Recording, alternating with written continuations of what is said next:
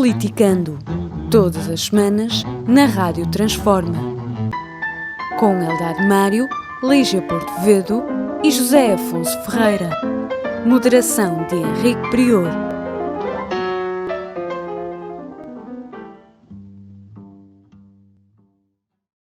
Sejam bem-vindos a mais um Politicando na radiotransforma.net, no YouTube, no Facebook e noutras redes sociais. Pedimos-vos, como sempre, para partilharem este programa e para colocarem gostos e para subscreverem o canal da radiotransforma.net no YouTube.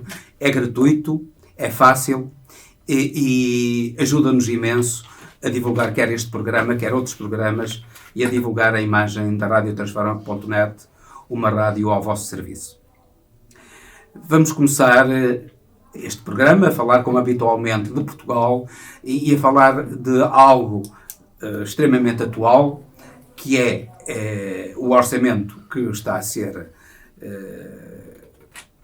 elaborado, vai ser apresentado em breve na Assembleia da República e na vinda da Presidente da União Europeia, da Comissão Europeia, a senhora Ursula von der Leyen, e na forma como ela se referiu a Portugal, que é algo que nos interessa comentar, porque frequentemente nós vemos os portugueses dizerem mal de Portugal e, pelos vistos, Portugal não é assim tão mau como os portugueses o pintam.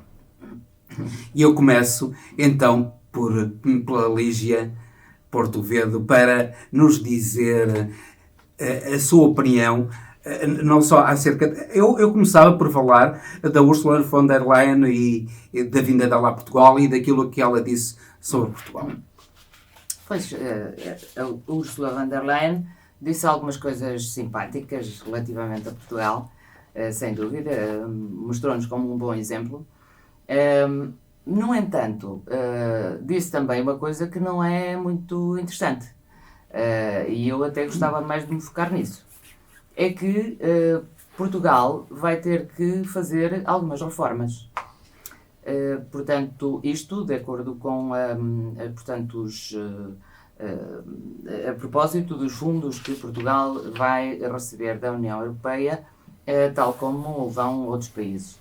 E fazer reformas, quando se fala em fazer reformas, nós já sabemos o que é que eles querem dizer. Já sabemos porque tivemos uma experiência mais ou menos recente com o governo de Passos Coelho, em que tivemos que fazer também algumas reformas. Quando se fala em reformas, o que é, efetivamente? O que é que a União Europeia pretende que Portugal faça? Desregular mais o mercado de trabalho?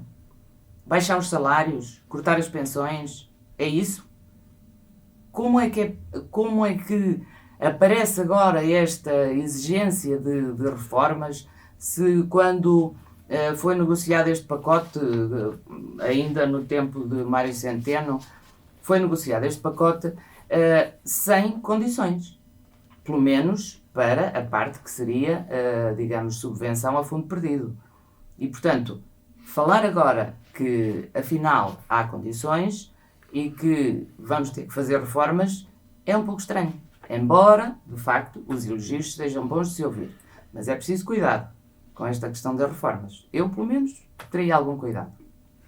Pois, as reformas servirão sempre para beneficiar os mesmos de sempre, não é? Os beneficiados. Portanto, os frugais, os países frugais que, evidentemente, pretendem que as reformas que os países do sul da Europa façam são exatamente estas. Diminuir funcionários públicos e diminuir de tal maneira que depois chegamos a uma pandemia, como temos neste momento, e não temos efetivamente uma resposta à altura, porque também não temos no SNS, hoje em dia, a quantidade de recursos humanos e a quantidade de bens materiais que seriam necessários para que pudéssemos responder com toda, portanto, com veemência. Portanto, fazer reformas no sentido de diminuir funcionários públicos, diminuir salários, diminuir pensões, são reformas que atrasam o nosso desenvolvimento. Já vimos isso no passado. Aliás, isso não será até contraditório com a tentativa de levar a cabo um salário mínimo para toda a União Europeia? Sim, é contraditório, naturalmente. Simplesmente nós ainda não sabemos como é que será esse salário mínimo. Essa é que é a questão. Não sabemos, inclusive, qual será, como é que serão os indicadores, qual será o indexante para esse salário mínimo, não é? Portanto, não há de ser um salário mínimo do género do que vai ter agora a Suíça, não é? Que vai ter 3.800 e qualquer coisa de salário mínimo, que é o maior do mundo. Portanto, não há de ser um salário mínimo desses. Naturalmente há de ser um salário mínimo indexado a qualquer coisa que não sei o quê, mas que no caso de Portugal faça baixar muitíssimo. E o orçamento? E o orçamento? O que é que diz, como é que isso se encaixa no orçamento que está a ser elaborado e que vai ser apresentado em breve? Vai ser difícil aos partidos de esquerda, não é? Aos partidos da esquerda que apoiaram a geringonça, muito dificilmente vão portanto, aceitar estas tais reformas, não é? Que a União Europeia teima sempre em aconselhar. E, portanto, isso vai ser mais um óbice para Mas o orçamento vai passar? Não vai passar? Vai passar. Eu acho que vai passar como tem que passar, não é? Terá que passar e a esquerda não se vai demitir desse papel importante. Zé Afonso, Ursula von der Leyen e orçamento. Muito boa tarde. Antes de mais, acho que a Lígia está a fazer uma especulação, uma leitura muito larga e acho que, de certo modo, tendenciosa de coisas que não se sabe. Eu tomei nota, por acaso, o que ela disse foi recomendações específicas Estado a Estado. Todos os Estados, em função do seu cheque, vão receber recomendações específicas. É essa a terminologia em europeias e, portanto, que a senhora utilizou. Chamar também aqui a atenção da questão, atenção que dia 15 de outubro Portugal tem que apresentar lá o plano de recuperação e resiliência. Exato. Dr. Costa e Silva. Exatamente, portanto, as coisas estão de facto a caminhar nos seus timings e acho que dos pontos que ela focou eu gostaria de me centrar aqui em alguns aspectos importantes. Primeiro, e acho que esta senhora está a ser para mim uma agradável surpresa. Oxalá não me engane e oxalá o tempo venha a confirmar. Acho que está a traçar fronteiras importantes para a Europa, nomeadamente as questões que ela aflorou, portanto, as alterações climáticas, o Pacto Ecológico, a digitalização, o 5G, o 6G, sim. A economia dos dados, a inteligência artificial, como as grandes metas e, portanto, os computadores quânticos, os grandes desígnios, a computação digamos, quântica. A Europa está a avançar muito nessa área da computação quântica. Eu creio que pode ser uma boa saída para a Europa deixar de ser aquela velha senhora simpática, mas que já não tem força no mundo e portanto, eu acho que o papel da Europa no mundo pode vir muito por aí. E acho que ela está, pelo menos, a apontar, digamos, uma linha. Pode não se limitar a ser um museu do mundo. Exatamente. Acho que a Europa, sendo de facto o velho continente, pode ser mais do que isso, precisamente. E, portanto, desse ponto de vista, eu queria salientar o contributo e acho que há ali uma ideia específica. E, portanto, o Orçamento de Estado encaixa precisamente aqui, portanto, os 15 bis a fundo perdido que iremos receber e, portanto, o seu destino, não faseadamente, não de uma forma única, não num cheque único, e as opções que o país vai fazer são muito importantes. Eu acho que são, se calhar, uma última oportunidade nos próximas, se calhar, 2 décadas, de nós darmos, de facto, um salto de desenvolvimento e, por uma vez, aproveitarmos para mudarmos o nosso sistema produtivo e a nossa base de trabalho, e Portugal ser um país que eu acho que, como ela disse muito bem, eu também já o tenho partilhado aqui, eu costumo dizer que podíamos ser a Suíça do sul da Europa e podíamos ser um pequeno país, um oásis, digamos, no mundo. Temos todas as condições para isso e eu partilho disso. Todos sabemos também, a senhora foi simpática, enumerou 15 elogios quase a Portugal, foi simpática também. Aspectos em que Portugal estava... Mas é verdade, nós em muitos aspectos devemos orgulhar-nos daquilo que somos. Relativamente ao Orçamento de Estado, eu queria só deixar aqui ainda muito estará por se decidir, há muita negociação em curso, os os calendários já vos aqui referi a semana passada por economia de tempo, não vou referir. Dizer que neste momento a Lígia tem razão, de facto, ele tem que passar. Mas começa a ser complicado. O Partido Comunista quer dizer que é o partido que conta. O Bloco de Esquerda diz que quer ser um orçamento transformador da vida das pessoas.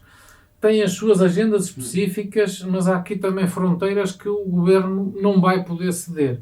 E, portanto, nós já sabemos que o Partido Comunista e o Bloco vão tentar... Há aqui um dado também importante. O Bloco é o único que consegue, com o Partido Socialista, passar... Isto é um dado que não é irrelevante na negociação. Neste atual quadro parlamentar, o Bloco é necessário e suficiente para fazer passar conjuntamente com o PS. O PC não chega. Não chega. Não basta. E, portanto, isso também é um aspecto importante. Eu não acredito, seria numa situação limite, mas as coisas estão muito extremadas, que o PSD também tenha, e as coisas começam a avançar num sentido muito antagónico, e tenho dúvidas que o PSD, no último recurso, aprove este orçamento. Não, mas pode abster-se. Claro. Sim, podem-se abster todos. É uma forma de aprovar. Podem-se abster todos. Tenho dúvidas. O que eu quero dizer é que não está tempo de brincadeiras. O momento, e espero que todos os partidos, todos os agentes políticos tenham essa noção, de que... Mas eu acho que também não haverá muito interesse agora em ninguém ir a eleições. Até porque não seria possível, pelos trâmites constitucionais, tão cedo quanto possível, mas provocar uma crise política, eu acho que seria fora de questão. Vamos ver. Acabará por ser à esquerda, que eu acho que é o natural, como diz o Presidente da República, mas esperemos que de facto... Eu espero que as opções sejam as corretas, como já disse aqui a semana passada. Para mim, menos Estado e melhor Estado.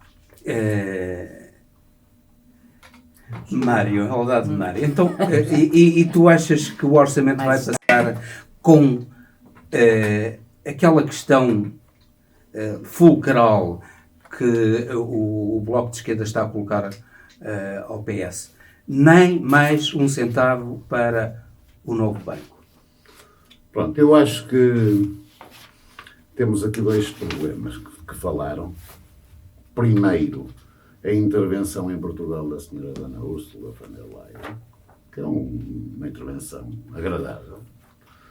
Relativamente a uma questão das reformas, ela não especificou quais são as reformas, mas falou, salvo erro, num ataque mais eficaz do Estado português à corrupção e reformas na justiça. Isso ela, e eu aí estou completamente de acordo. Desde que, naturalmente, se respeita a Constituição e, designadamente, o princípio da presunção de inocência. Posto isto, eu acho que ainda é cedo para se saber exatamente onde vamos chegar em termos de apoio do Bloco e do PCP à proposta de lei do orçamento. Sei que estão em negociações, tanto o Bloco como o Partido Comunista.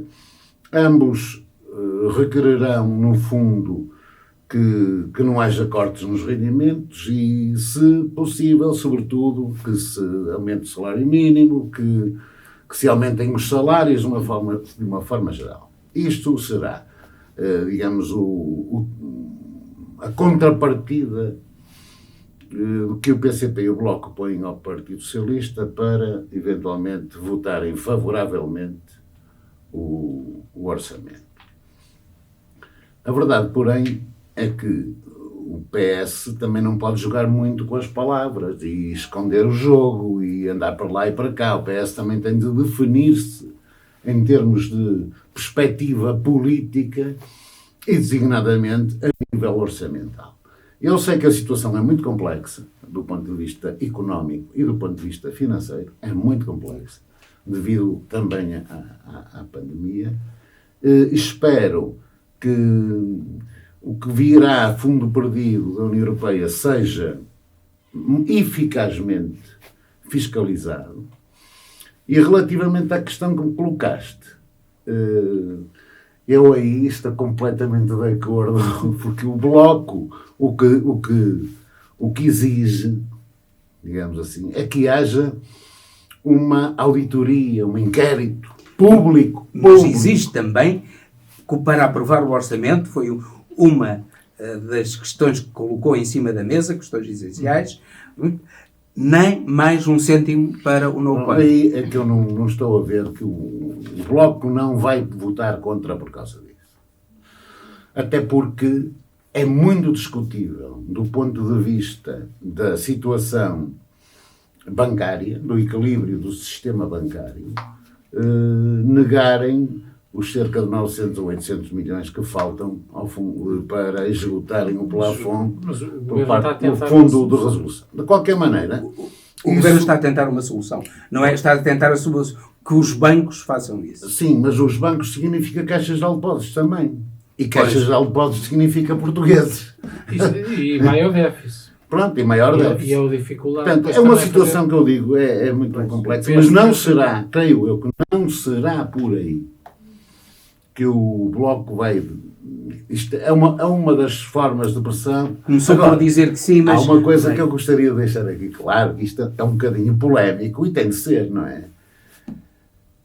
Quem recolhe os louros da aprovação do orçamento e quem recolheu os louros digamos, do acréscimo das pensões e dos rendimentos e etc. Tudo aquilo que conseguiu por força da intervenção do PC e do Bloco na política da geringonça, quem recolheu os louros, afinal, foi o Dr. António Costa e o Partido Socialista. E isto, em termos de eleitorado, digamos, de satisfação do eleitorado próprio de cada um dos partidos, é um bocadinho complicado. Isto tem que ser muito bem explicado, porque depois nós sabemos quem é que vai, digamos, subir...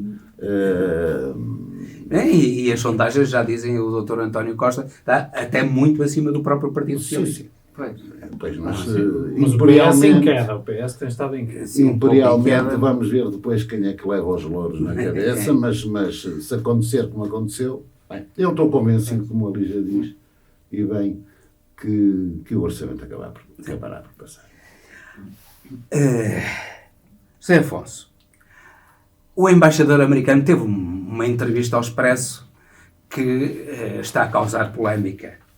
Achas que a polémica é justificada, não é justificada? As reações, quer do Presidente, quer do Governo, foram as adequadas? Ou aquela entrevista merecia uma reação mais forte por parte do Presidente, nomeadamente uma chamada do embaixador americano, que é um ato que em diplomacia tem a sua importância, uma chamada para explicações? Ora bem, o contexto nós sabemos qual é. Nós estamos no meio, somos apanhados aqui numa guerra comercial e mais do que comercial, uma guerra política e geopolítica entre a China e os Estados Unidos. Este embaixador, inaugura um novo estilo de diplomacia era Trump, e portanto, pelos vistos será uma pessoa próxima do próprio e portanto virá com esse estilo e portanto inaugura uma diplomacia assim um bocado mais musculada, ou com mais verbo publicamente. Não é tradicional fazer-se estas questões publicamente. Acho até estranho que, sendo Portugal um país tão pequeno, os Estados Unidos se deem a tanto trabalho, a tanto, passa a expressão, a tanto barulho, embora a gente perceba o contexto em que isso acontece e os motivos pelos quais isso acontece. Eu acho que as coisas valem o que valem. Não nos esqueçamos também de outra coisa.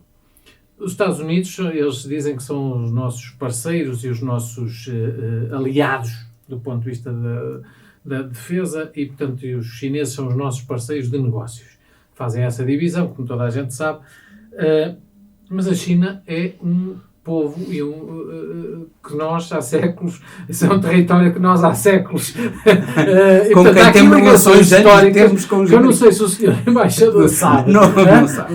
Não sabe, de Se certeza. souber tanto como o Trump, não sabe. Eu Não tenho sabe. dúvidas que ele saiba, Mas eu acredito que ele sabe. que existia mundo antes da Huawei e dessas coisas. E, portanto, nós temos uma relação histórica e, portanto, temos uma tradição também de boa diplomacia com o Estado chinês, e, portanto, independentemente de tudo.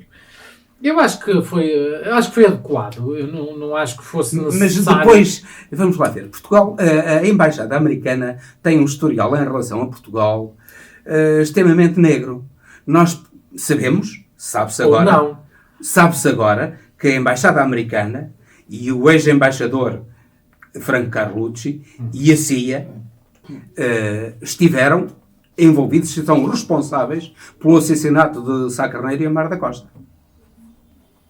E isso e tanto mais que o Presidente, vindo de onde vem, do PSD, e tratando-se da defesa da dignidade de Portugal, não achas que, tendo esse antecedente histórico extremamente grave, Bem, não se sabe. Isso é uma especulação. Portanto, o meu amigo é que é jurista, não sou eu, mas não vou entrar por esse é uma especulação, é uma especulação derivada das informações que deu o espião da CIA, que colocou a bomba na aeronave que matou o Sá Carneiro. A mim toca-me dadas por ele. Isto não é... particularmente. Não sou eu, o jurista, que estou a inventar. Foi o indivíduo que colocou a bomba, que disse que agiu sob instruções do Carlucci. Ele não falou diretamente da Embaixada Americana, mas nós percebemos que tinha de ser do Carlucci, da CIA e do Henry Kissinger. Eu não vou entrar por essa especulação, embora a mim me toca particularmente o dia 4 de dezembro, este ano, ainda por cima que se completam 40 anos sobre esse trágico momento. E com o assassinato do Amar da Costa. E também sou da opinião que foi um assassinato, e a mim toca-me particularmente esse dia. Mas costumo ir à missa nesse dia. E o filho do Amar da Costa publicou agora um livro. E quando fui responsável político do CDS, convidava os meus parceiros locais do PSD a ir à missa. Cheguei a fazer missas em conjunto nesse dia, portanto a mim toca-me particularmente. Mas não vou entrar nessa especulação. O que eu acho que também o Ministro dos Negócios Estrangeiros também reagiu. Eu acho que reagiram adequadamente.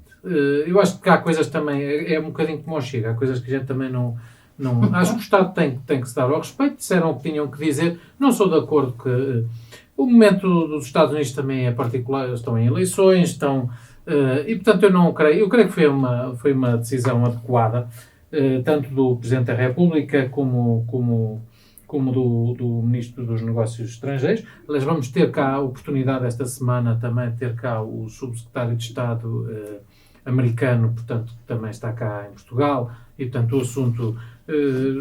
Eu creio que na diplomacia, sobretudo, vivemos tempos de facto diferentes, os tempos do Twitter e dessas coisas, mas eu quero acreditar que a diplomacia há de continuar a ser nos salões, há de continuar a ser por canais próprios, e a diplomacia não se faz. Se este senhor não sabe fazer diplomacia, que vá aprender, e que os Estados Unidos arranjem diplomatas à altura.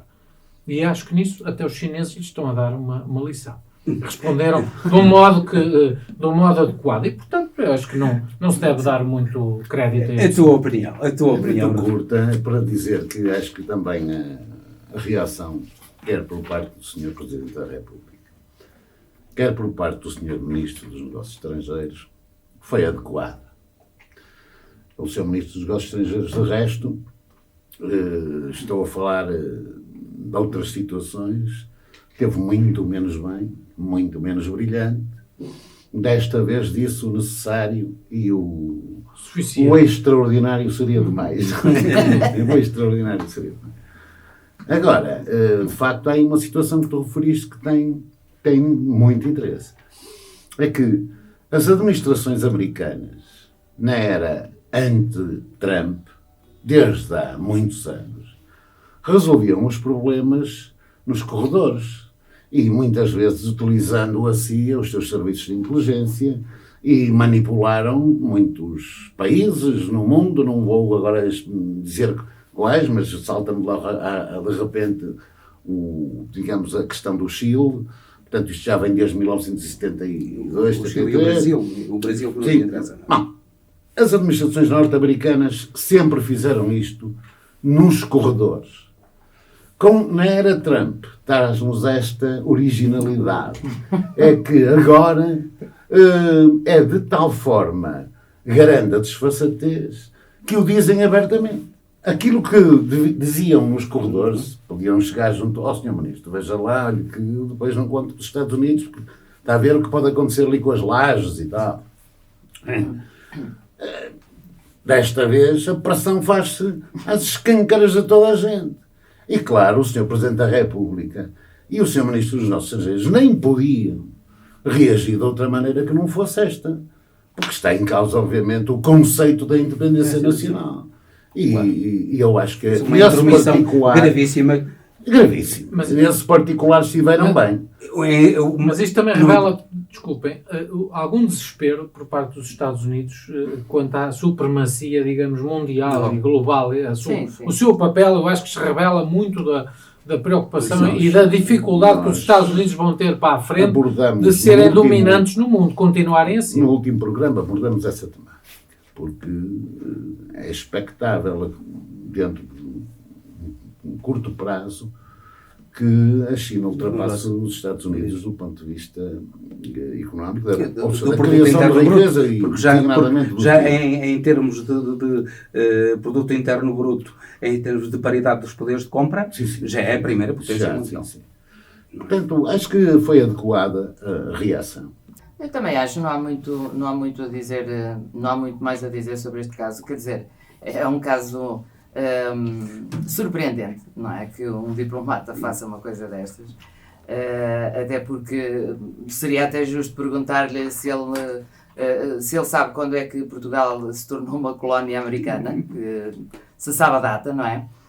Portugal, que tem muitos mais séculos de história do que tem os Estados Unidos, e é estranhíssimo uma coisa destas, mas efetivamente tem que ser desvalorizado, não é? Tem que ser desvalorizado e provavelmente levado à conta de um certo perder de cabeça que eu acho que está a acontecer e que está a acontecer na diplomacia da administração Trump, e vamos ver conforme a China se vai melhorando e se vai aproximando da liderança mundial.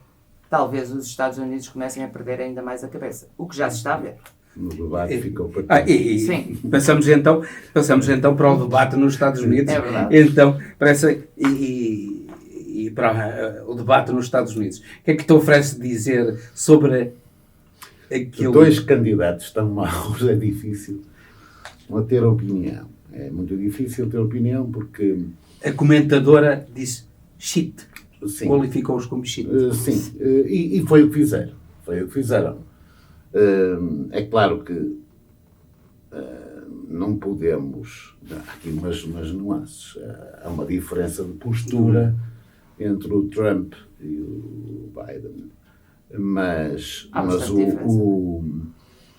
o debate é miserável. Aliás, houve até quem tivesse proposto, e não sei se isto vai acontecer, que no próximo houvesse um botão por parte do moderador no sentido de retirar a palavra que o Trump passou. Eu vi o programa todo em inglês e aquilo foi absolutamente incrível e miserável porque o Trump interrompia sistematicamente o discurso. Mas olha, isso será um significado do declínio da América? Eu acho que sim. Pois é que está. Eu acho que sim. Isto é um significado do declínio da América. Claro, eu tinha um candidato que não era nenhum área democrática, que não era este, era o Sr. Bernie Sanders, que para mim era um senhor credível. Mas... os americanos assim não quiseram. Não quiseram. E nós conhecemos suficientemente bem a cultura da classe, digamos assim, menos culta, menos preparada nos Estados Unidos, e estou convencido que esta questão que foi levantada com a Covid nos Estados Unidos as imensas falhas da administração de Trump nessa matéria e também a questão da derrogação dos direitos dos africanos, dos espanhóis, dos hispânicos e dos negros, que pode vir a ter alguma influência. A questão da supremacia branca alegada pelo Biden e da qual o Trump não se distanciou. Bem pelo contrário. Bem pelo contrário. Não se distanciou, pode custar-lhe. Agora, eu estou ansioso por ver o que é que se vai passar se o Biden ganhar as eleições. Pois. Porque Sim. ele já disse que não ia aceitar os resultados. Pois já. Bem, Claríssimo. mas ele será. Eu não acredito Será que o Senado, mesmo os republicanos... Será que mesmo os republicanos irão aceitar uma coisa dessa? Era uma coisa E absolutamente... será que seja necessária uma intervenção das Forças Armadas para o tirarem da Casa Branca? Nós, nos Estados Unidos, não Tudo temos, é possível. Não temos nenhum exemplo histórico disso. Mas eu penso que isto, o Senado e o Congresso que resolveriam o problema. Teria mais um bocadinho de medo da Presidente do Supremo Tribunal Federal, mas que aliás é miserável, escolhida há poucos meses, há pouquíssimo tempo das eleições. Não há nos Estados Unidos nenhum exemplo desses. Bem pelo contrário, ainda no tempo do Obama, claro, exigiu mas que se esperasse por segundas eleições. Isso demonstra aquilo que tu disseste, e muito bem, um certo desespero por parte da administração americana. Não só face ao mundo, mas também... E relativamente ao Covid? À Covid-19? A Covid também acho que nós recordamos-nos todos do que foi o discurso trumpiano relativamente à pandemia. Não é? Foi praticamente o mesmo discurso que o Bolsonaro teve no Brasil. Uma gripezinha. Uma gripezinha, portanto não havia...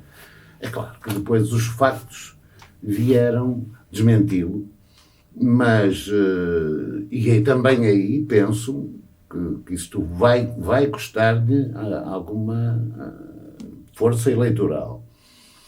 Bom, vamos ver, mas também não excluo a hipótese de o Trump ganhar as eleições. Aliás, foi de facto até o Covid que pareceu-me, não é? Que eu estive a ver o debate todo, mas pareceu-me que foi um dos pontos fortes. Porquê? Porque também Biden pode atacar Trump exatamente com o facto de ele ter acabado com o Obamacare, mas não ter criado nenhum Trumpcare. Que, obviamente, nós sabemos que o Trumpcare seria apenas assistencial, portanto, para as pessoas que, mesmo mais pobres, portanto, nada da classe média teria acesso a este Trumpcare, tal qual como ele o gostaria de implementar, mas, efetivamente, aqui é que se mostra a fragilidade de Donald Trump e que, aliás, Joe Biden foi capaz de apontar, acho eu, que com muita clareza. Sim, já mais de 200 mil mortos. Exatamente, mais de 200 mil mortos, provavelmente plano. Iremos em breve para os 300 mil, pois. Não vai demorar muito para se chegar aos 200 mil mortos, nenhum plano, as pessoas desprotegidas, sem assistência de saúde, no meio de uma pandemia. E, portanto, eu acho que isto foi um bocado... em todo o debate pareceu-me que foi a parte mais que melhor assentou a Donald Trump. Agora, claro, é evidente que este debate foi uma coisa inconcebível. Nunca se viu, até hoje, colocar-se a hipótese de um candidato a presidente, não aceitar os resultados da eleição. De uma eleição democrática. No terceiro mundo vê-se muito isso. No terceiro mundo vê-se muito isso. Só que a América diz efetivamente que é a grande democracia, não é? Portanto, é assim que eles se descrevem. E, portanto, numa grande democracia, pela primeira vez, nós vemos um candidato a presidente que diz que não sabe se aceita os resultados. Ora, aquilo que me parece é que ele sabe que não os vai aceitar. Sinceramente, eu acho que no dia seguinte à eleição, quando já houver projeções, etc., vamos ter sérios problemas nos Estados Unidos se Biden ganhar. Sr. Afonso, achas que esse debate e aquilo que está a suceder nos Estados Unidos relativamente à Covid-19 é ao nível do terceiro mundo? Os países têm os políticos que merecem. E, portanto, eu creio que a sociedade americana, neste momento, a ter aqueles 2 candidatos, mostra-nos que é, de facto, uma sociedade em crise.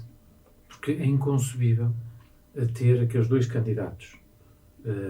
Não sou apoiante do Trump, embora, ao contrário, eu acho que temos que fazer uma análise lúcida sobre o Trump. Primeira questão, 6% de indecisos que existem neste momento. Biden acaba por também resvalar completamente ao longo do debate, vai para o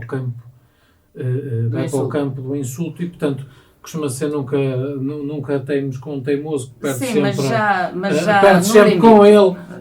No limite, não é? Também era muito difícil. Também era muito difícil. Se não tivesse respondido, portanto, eu acho que ele acaba por, a dada altura, se enlamear também, digamos, naquele género de debate. E desse ponto de vista, acho que esteve mal. Nós estamos a 32 dias das eleições e eu temo que daqui para a frente não tenho dúvidas que o Trump vai fazer das suas e que vai nos surpreender daqui a uns dias com... Já começou a falar dos filhos e daqui a uns dias vai nos surpreender com alguma. Não nos esqueçamos de uma coisa. O Trump e o Biden, já disse isto aqui, para mim o Trump tinha as eleições ganhas em janeiro. Ponto. Porquê? Pela economia. Só não é por ele, era pela economia, pela situação que estava a economia. Entretanto, tem um duplo azar. A economia resvala e tem um desastre sanitário, um desastre de saúde pública, em que se expõe, de facto, as fragilidades de uma grande nação perante uma pandemia. Em que demonstra aqui toda a nação que anda a salvar o mundo, afinal não é capaz de salvar ela própria. Pois. E, portanto, isto demonstra uma grande fragilidade, mas não tenho muitas dúvidas que o discurso seria diferente, mas na prática, muito provavelmente, outra administração não faria muito melhor. Porque tem a ver com as condições que o país tinha e como estava preparado. Poderiam ter adiantado um bocado mais, ter relativizado. Eu tenho algumas... Essa é que é a questão. Sobretudo uma coisa, o Biden, logo de início, mostrou a cautela, aparecendo sempre de máscara. E já está demonstrado que a máscara é muito importante. Sem dúvida. Não nos esqueçamos também de outra coisa. Provavelmente teria salvo muitos milhares de pessoas. Os 8% de vantagem do... Sim, sem dúvida. Os 8% de vantagem que o Biden leva neste momento sobre o Trump podem ser muito ilusórios. Aliás, não nos esqueçamos, porque o que conta é no colégio eleitoral, nos grandes eleitores. Aliás, a Hillary há 4 anos teve mais 3 milhões de votos e perdeu com umas centenas de grandes eleitores a menos. E, portanto, eu temo... aliás, nestas eleições, eu acho que ironizando se calhar não querendo fazer uma piada de mau gosto, mas há aqui ainda outro aspecto. É que os mais velhos são os mais frágeis, são os apoiantes do Trump. Até nisso ele terá alguma sorte. Não, ao contrário. São os eleitores mais conservadores que foram maiores vítimas embora não seja um número relevante em termos do colégio eleitoral da enormidade de eleitores que têm os Estados Unidos, mas há uma parte da base de apoio do Trump que os mais frágeis, os mais vulneráveis, eram os maiores apoiantes do Trump. E não continuarão a ser? Eu acho que sim. Eu tenho apesar de tudo... Eu queria alertar aqui, deixar aqui o meu palpite. Não sabemos nestes 32 dias o que é que vai acontecer, mas eu creio que o Trump corre o sério risco e corremos o sério risco do Trump voltar a ganhar. Eu não sei porque acho que pode ser isso que pode acontecer. É de vez. Vamos ver. Como dizem os espanhóis. Quanto a esta, já agora só gostava de acrescentar aqui uma questão.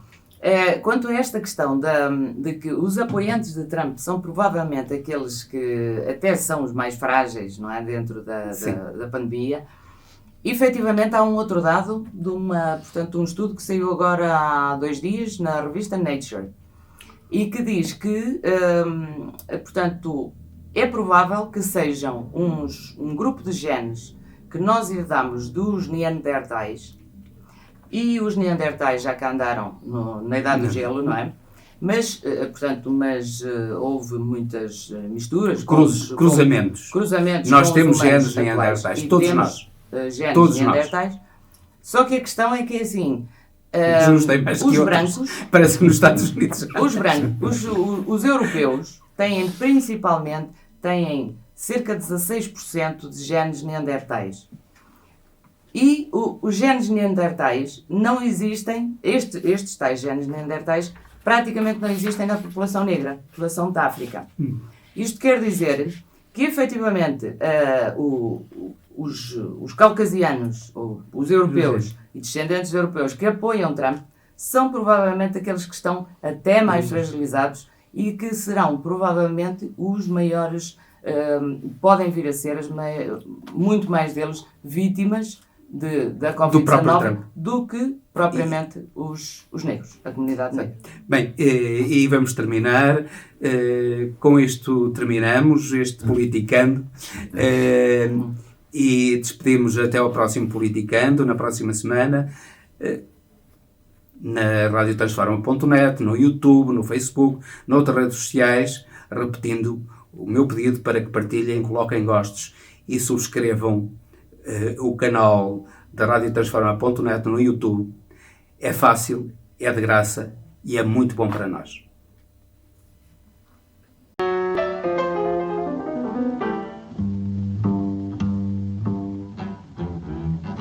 Politicando, todas as semanas, na Rádio Transforma. Com Eldad Mário, Lígia Porto Vedo e José Afonso Ferreira. Moderação de Henrique Prior.